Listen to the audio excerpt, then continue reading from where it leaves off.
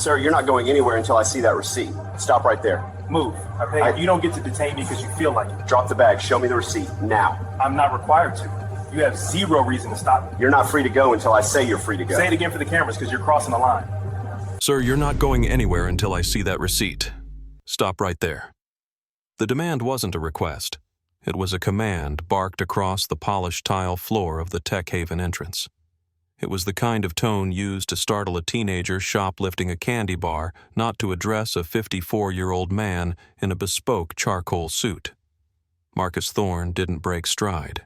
He adjusted the grip on the bag in his left hand, a heavy, reinforced shopping bag containing a high-performance drive array and a secure laptop items, essential for the upcoming audit of a shell company in the Caymans, and continued toward the automatic doors. The California sun was already baking the asphalt outside, visible through the glass, promising a heat that would punish anyone standing still. "Sir, I am talking to you." The loss prevention employee, a man in a yellow polo shirt that strained against a midsection built on fast food and inactivity, stepped directly into Marcus's path. He extended a hand, palm up, fingers wiggling expectantly. "Receipt. Now, store policy." Marcus stopped. He didn't sigh, though the temptation was there. He stood 6'2", his posture honed by years of federal service and the discipline required to stare down cartel accountants and money launderers who had dissolved people in acid for less than what Marcus knew about them. He looked at the employee whose name tag read Gary over the rim of his glasses. "Gary," Marcus said, his voice a deep resonant baritone that carried without shouting. "I have purchased these items. They are now my property. I am leaving the store. I do not consent to a search of my personal property, and I am not showing you my receipt. Please step aside." "You can't leave," Gary sputtered, blinking rapidly. He hadn't expected the calm refusal. He expected compliance or a run for it. "It's policy. Check the sign on the door. We check all receipts." "Policy is not law, Gary," Marcus replied, sidestepping him smoothly. "And unless you have probable cause to believe I've committed a crime, which you don't, as I paid at Register 4 with a cashier named Sarah not 3 minutes ago, you are dangerously close to committing false imprisonment. Have a good afternoon." Marcus moved to walk past, but Gary was panicking. He looked over Marcus's shoulder and saw exactly what he needed. "Officer! Officer, help! He's refusing to stop. He's trying to walk out with merchandise." Marcus paused and closed his eyes for a brief second. He knew that specific vibration in the air, the shift from a retail annoyance to a potentially life-altering encounter. He turned slowly. Walking toward them from the vestibule was a uniformed police officer. He was young, perhaps late 20s, with the freshly pressed uniform and the aggressive gait of someone who spent too much time looking for a fight and not enough time learning the community. His nameplate read Braden. He had his thumbs hooked into his duty belt resting near his equipment, his eyes locked on Marcus with a predator's focus. "Is there a problem here, folks?"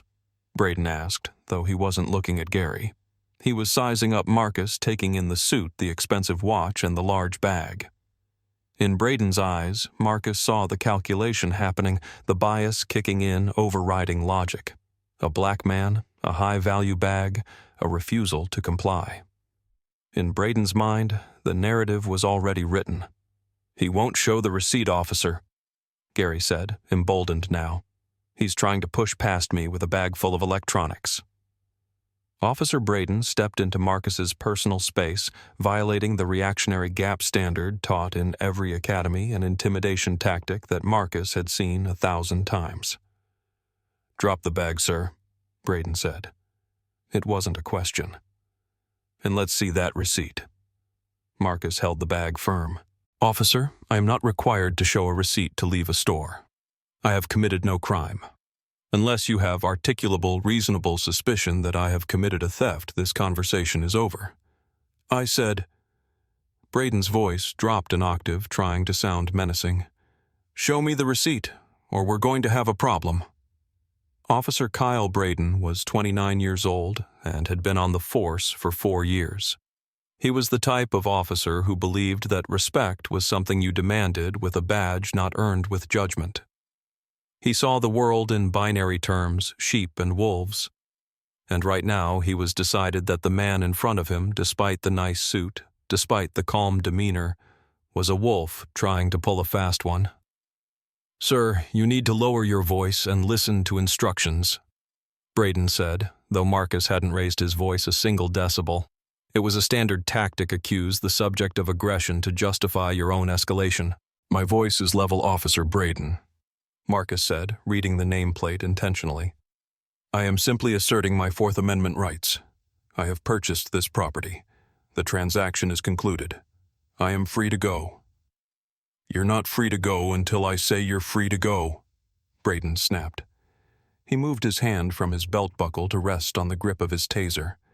The yellow plastic seemed to scream in the fluorescent lighting of the store entrance. Shoppers were stopping now. The flow of commerce had halted. A woman with a stroller backed away nervously.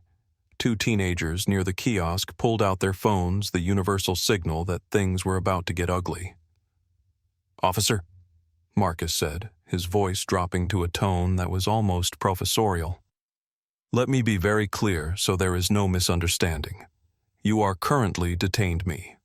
For a detention to be lawful, you must have reasonable suspicion based on specific and articulable facts that criminal activity is afoot. A refusal to show a receipt to a store greeter does not constitute reasonable suspicion. There is case law on this. Florida v. J.L. Terry versus Ohio. You are fishing." Braden's face reddened. He wasn't used to suspects citing Supreme Court cases. He was used to fear. He was used to people stammering excuses. This man's confidence felt like an insult. It felt like a threat. "I don't need a law lecture from a shoplifter," Braden sneered. "Gary here says you're stealing. That's my suspicion." "Gary said I refused to show a receipt," Marcus corrected. "Did you see me take anything without paying Gary?" Gary hesitated, looking between the looming officer and the stone-faced man in the suit. "Well, no. But why won't you just show it, if you have nothing to hide?" "Because in this country citizens are not required to prove their innocence to authority figures on a whim." Marcus said, his eyes never leaving Braden's face.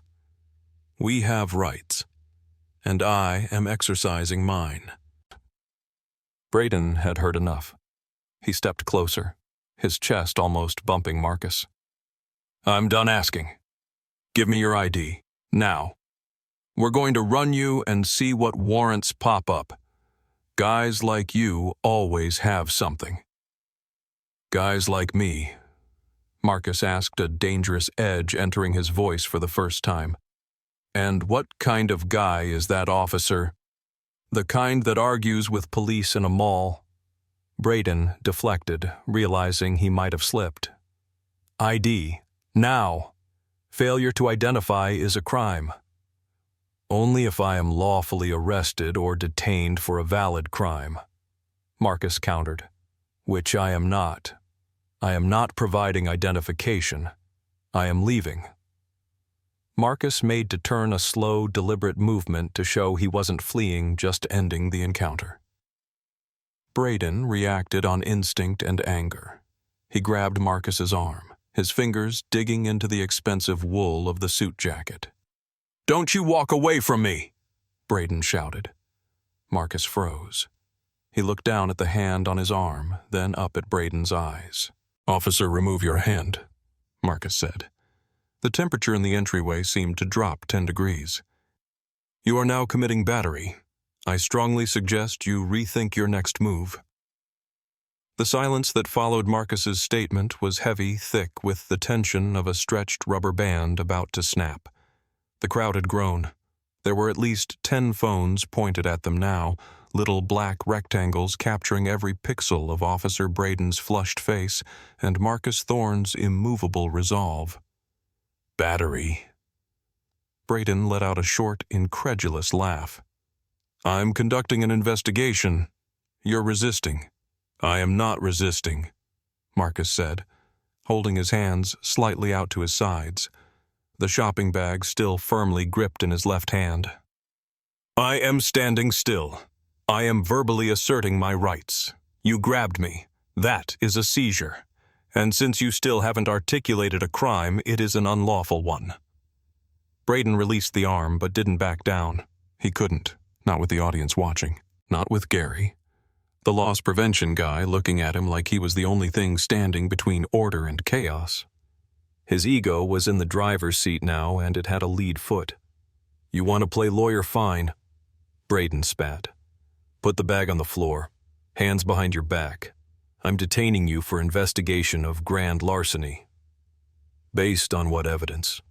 Marcus asked. He didn't move to comply. A hunch, a bias. You need more than that to detain someone for a felony. I have a witness. Braden pointed a shaking finger at Gary. You have a store employee who is annoyed I didn't follow a voluntary policy. Marcus corrected. Officer, look at me. Look at my demeanor. Look at the situation. You are making a mistake that is going to cost you more than just your afternoon. I am giving you an off-ramp here. Let me walk to my car and we can pretend this didn't happen. You threatening me? Braden's hand went back to his taser, unsnapping the retention hood. The click was audible. I am educating you, Marcus said. I'm trying to save your career. Get on the ground, Braden yelled, his voice cracking. The escalation was irrational, fueled by adrenaline and the terrified realization that he was losing control of the interaction. Get on the ground now or you're going to get tased. The crowd gasped.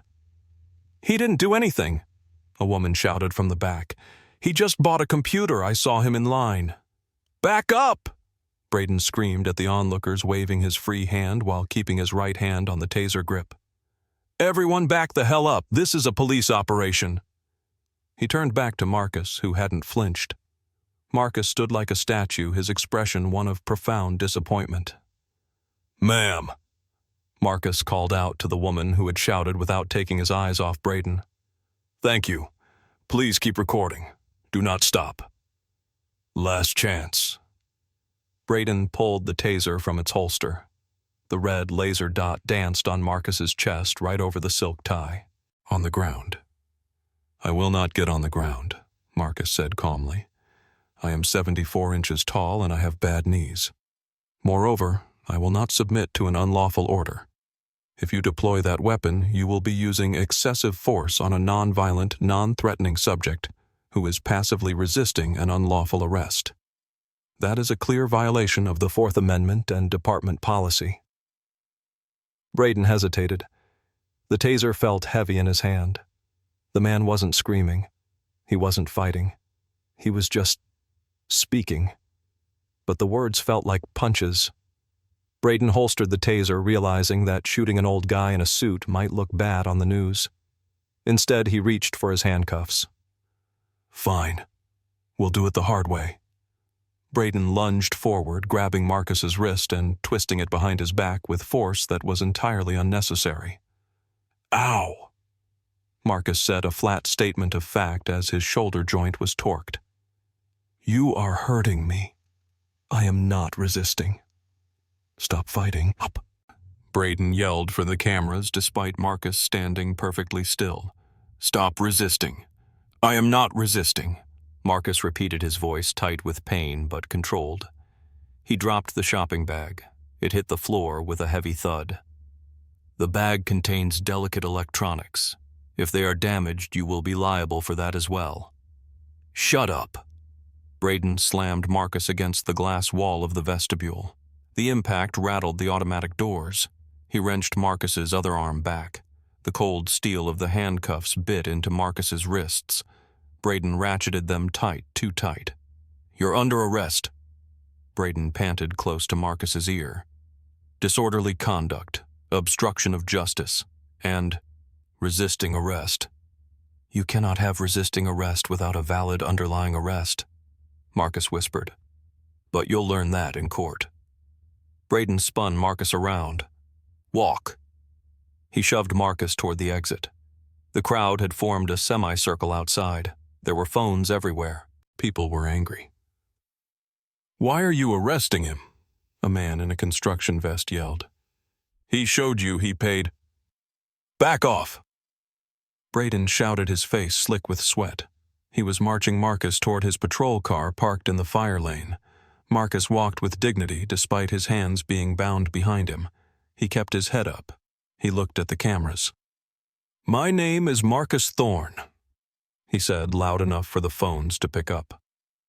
"I am being arrested by Officer Braden of the City Police Department for refusing to show a receipt. I have committed no crime. I am a calm, compliant citizen." "I said shut your mouth." Braden opened the back door of his cruiser and pushed Marcus inside. He didn't watch Marcus's head. Marcus had to duck quickly to avoid slamming his skull against the door frame. Braden slammed the door shut, cutting off the noise of the crowd. He stood there for a moment, breathing hard, hands on his knees. He felt a surge of triumph. He had won. He had taken control. The guy in the suit thought he was special, but nobody was special when they were in the back of a cage. Braden walked around to the driver's seat and got in. He didn't look at Marcus. He started the engine and peeled away from the curb sirens, blipping once to clear the pedestrians who were slow to move. "Before we see what happens on the ride to the station, I have a question for you all. Have you ever been in a situation where someone with a little bit of power tried to bully you just because they could? Did you fight back or stay quiet? Let me know in the comments." In the back seat, Marcus shifted his weight. The cuffs were cutting off his circulation. The hard plastic seat was digging into his spine. But his mind was clear. He was already drafting the affidavit. He was listing the witnesses. He was calculating the settlement. He looked at the back of Braden's head. The officer was adjusting his rearview mirror, looking at his own eyes, checking his reflection. He looked wired. "You have the right to remain silent," Braden recited quickly, almost as an afterthought, as they merged onto the main road. "Anything you say can and will be used against you." Marcus listened to the Miranda warning. It was the only part of the procedure Braden had gotten right so far. "Do you understand these rights?" Braden asked, eyeing Marcus in the mirror. Marcus said nothing. He stared straight ahead. "I asked if you understood," Braden said louder. Silence. "Fine. Be a mute. See if that helps you with the judge." Marcus wasn't being mute to be difficult. He was being mute because he was a professional. He knew that anything he said could be twisted. He knew that the time for talking was over. The time for evidence was now, and the biggest piece of evidence was currently driving the car. The drive to the precinct took 20 minutes. For Officer Braden, it was a victory lap. He had the radio on low, listening to the chatter of dispatch, feeling the adrenaline slowly taper off into a smug satisfaction. He occasionally glanced in the rearview mirror, hoping to see the man in the suit looking scared or pleading for a break. But Marcus Thorne was a void in the back seat. He sat perfectly upright, his eyes fixed on the horizon. He was practicing a technique he had learned 20 years ago during a joint task force operation, tactical dissociation. He wasn't in the back of a police car. He was in a workspace analyzing data. Violation 1, Marcus cataloged mentally. Failure to double-lock handcuffs. I can feel them tightening with every bump in the road. That's a policy violation and a tort claim for nerve damage. Violation 2, he noted as Braden took a corner too sharp, sending Marcus sliding across the plastic seat because Braden hadn't buckled him in. Failure to secure a prisoner. Negligence. Violation 3, Marcus thought as he listened to Braden muttering to himself. Think you're some big shot. Show me a receipt. Simple stuff. Prejudicial conduct. The officer is verbalizing his bias. Marcus thought about his ID in his back pocket. It was in a slim leather wallet separate from his cash clip. It contained his badge, a gold shield with the Department of the Treasury seal, and his commission book signed by the Secretary of the Treasury.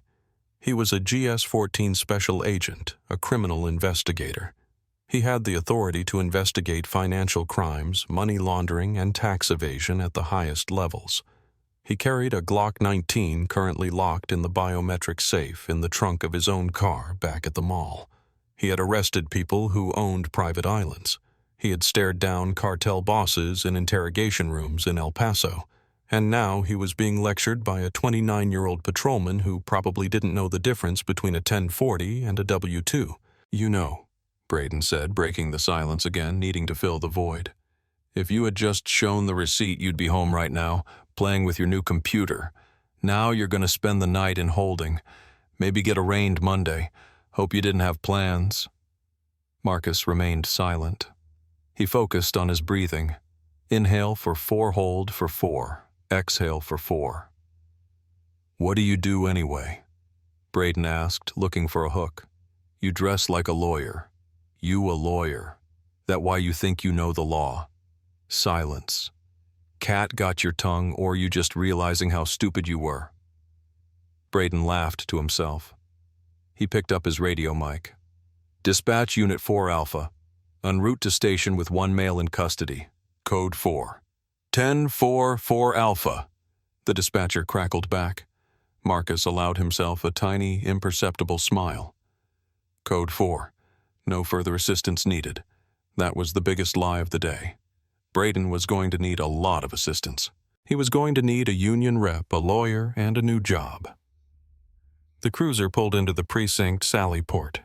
The heavy metal gate rattled shut behind them. The lighting was stark industrial fluorescent.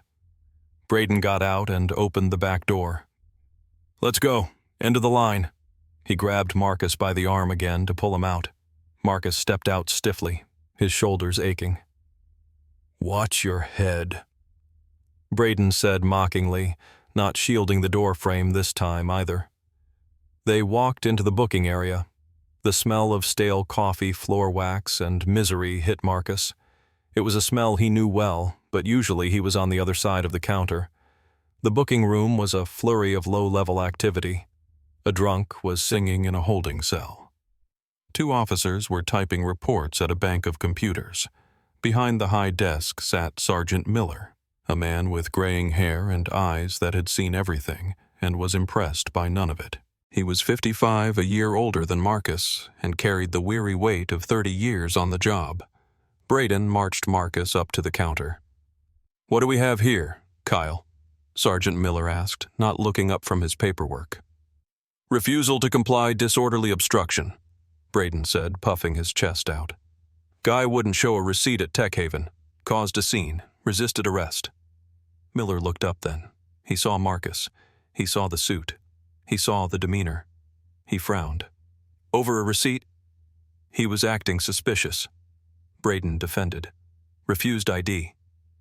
I see, Miller said. He looked at Marcus. Name. Marcus stayed silent. He's playing the silent game, Sarge, Braden said. Real tough guy. Sir, I need your name for booking, Miller said, his voice calmer, more professional than Braden's. Marcus finally spoke. I will provide my identification when my property is inventoried, Sergeant. Miller nodded. Fair enough. Empty your pockets. Everything on the counter. Braden uncuffed one of Marcus's hands. Marcus slowly reached into his suit jacket. He pulled out a Mont Blanc pen, a pair of sunglasses. Then he reached into his back pocket and pulled out the slim leather wallet. He placed it on the counter. Miller picked up the wallet. He opened it to check for a driver's license. The movement of Miller's hands stopped abruptly. The room seemed to go quiet, as if the air had been sucked out of the ventilation system. Miller stared at the open wallet. On the left side was a holographic ID card. On the right, a heavy gold badge with blue enamel. United States Treasury. Special Agent. Criminal Investigation. Miller looked at the badge. Then he looked at Marcus. Then he looked at the badge again. He slowly closed the wallet, but kept his hand on it as if it were a live grenade. Kyle, Miller said. His voice was very quiet. Yeah, Sarge. Braden was busy filling out a property form, oblivious. Did you check his ID before you brought him in? He wouldn't give it to me. Said it was his rights or whatever. Miller closed his eyes. He took a deep breath. Kyle, come here. What? Braden walked over. Miller slid the wallet across the counter. Look. Braden looked down. What is that, a security guard badge? Read it, you idiot, Miller hissed. Braden squinted. United States. Treasury criminal. Investigator. He looked up at Marcus. Marcus was looking directly at him. The look wasn't angry. It was something far worse. It was professional pity. He's a Fed, Braden whispered. He's not just a Fed. Kyle, Miller said, his voice rising. He's an IRS criminal investigator. Do you know what they do? They take down mobs. They audit departments. They put politicians in prison. Miller turned to Marcus. He stood up straight. Agent Thorne, sir. Sergeant. Marcus nodded. I'd like these handcuffs off. Now. Yes, sir. Immediately. Miller rushed around the desk. Keys, Kyle. Give me the keys. Braden fumbled for his keys, his hands suddenly shaking. I didn't know. He didn't tell me. He didn't have to tell you. Miller snapped, unlocking the cuffs. Marcus rubbed his wrists. There were deep red indentations where the metal had dug in. He rotated his shoulders. Thank you, Sergeant, Marcus said. I need my phone, and I need to speak to your watch commander. Lieutenant Freeman is in his office, Miller said. I'll get him. Sir, can I get you some water, coffee? I don't want coffee, Marcus said. I want to preserve the evidence. No one touches Officer Braden's body camera. No one touches the dash cam footage. If anything gets deleted, I will bring the full weight of the federal government down on this building. Is that clear? Crystal clear, sir, Miller said. He looked at Braden. Get in the break room, Kyle, and don't you dare touch your equipment. Braden looked like a ghost. He looked at Marcus one last time, realizing that the suspicious person he had bullied was about to dismantle his entire life. Lieutenant Freeman was a large man who usually projected an aura of absolute calm, but when he walked into the booking area 3 minutes later, he looked like a man walking to the gallows. He had already been briefed by Miller. Agent Thorne, Freeman said, extending a hand. Marcus didn't shake it. Freeman awkwardly lowered his hand. I am Lieutenant Freeman. I want to personally apologize for this misunderstanding. This wasn't a misunderstanding, Lieutenant, Marcus said. His voice echoed in the now silent booking room. This was an unlawful deprivation of rights under color of law. 18 U.S. Code Section 242, a federal crime. Freeman winced. Sir, Officer Braden is young. He made a judgment call. He made a biased call. Marcus cut him off. He detained me without reasonable suspicion. He arrested me for asserting my Fourth Amendment rights. He used excessive force. He failed to secure me in the vehicle. And he verbally harassed me based on my race. Marcus pulled out his phone. I am calling my special agent in charge. Then I am calling the U.S. attorney for this district. I suggest you call your chief and your city attorney.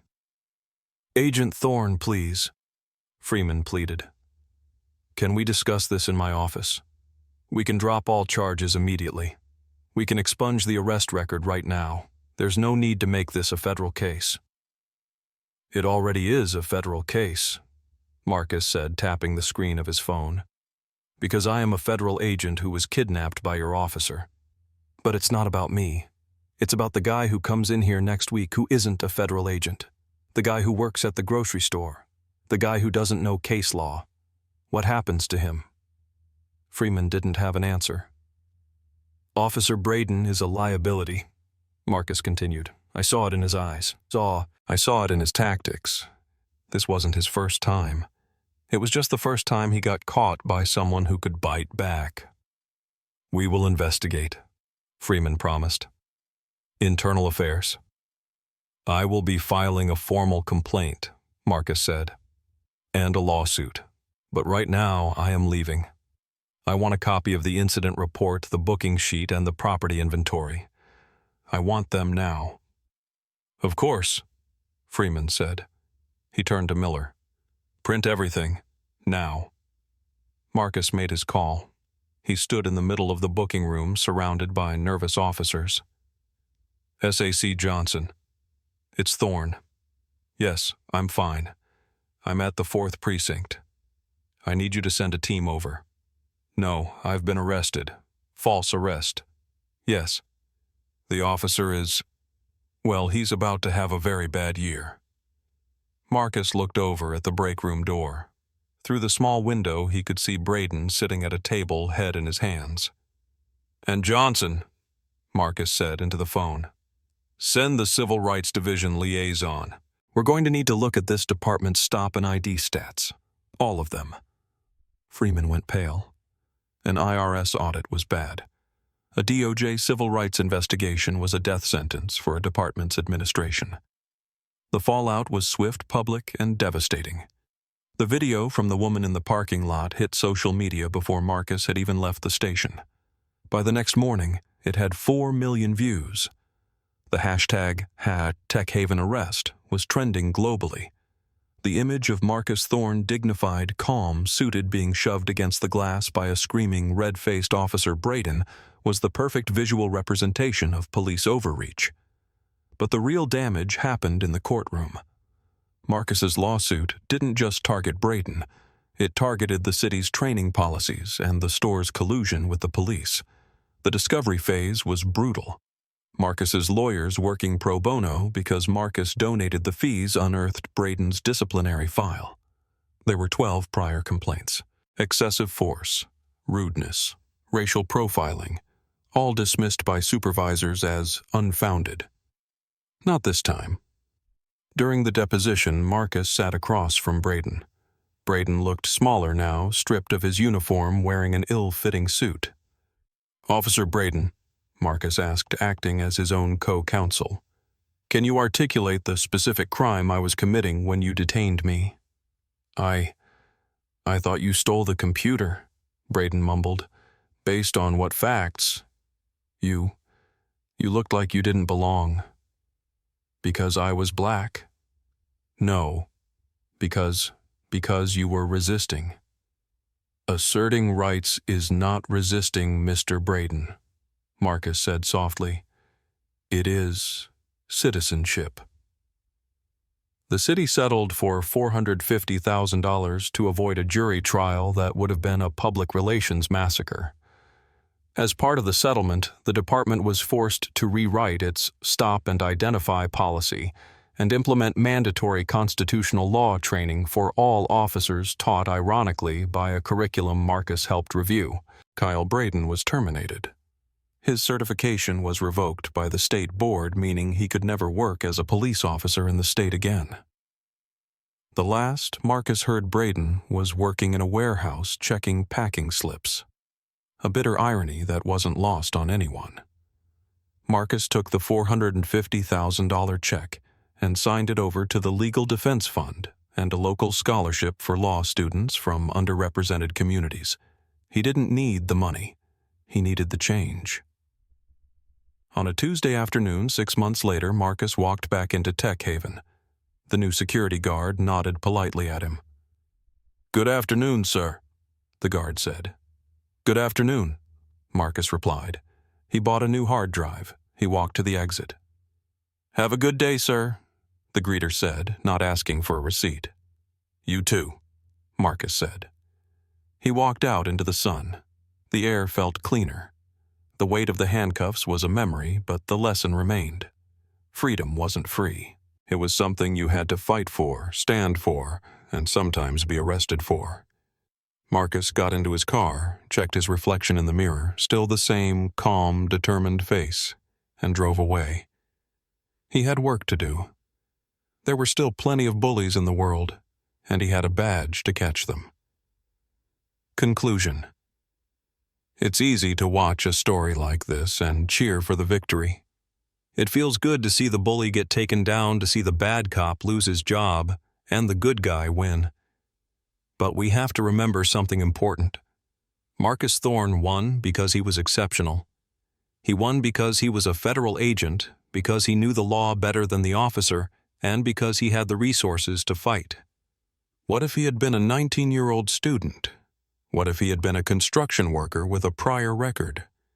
What if he had been someone who got scared and ran? The outcome would have been very different. That is the tragedy hidden inside the victory. Justice shouldn't require a federal badge. It should be the default.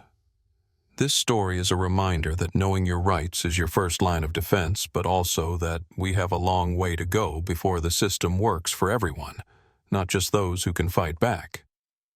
What would you have done in Marcus's shoes? Would you have shown the receipt just to get home? Or would you have stood your ground? And do you think the settlement was enough? Drop a comment below. I read every single one. If you believe in holding power accountable, hit that subscribe button. We have more stories coming that you won't want to miss. Stay safe out there.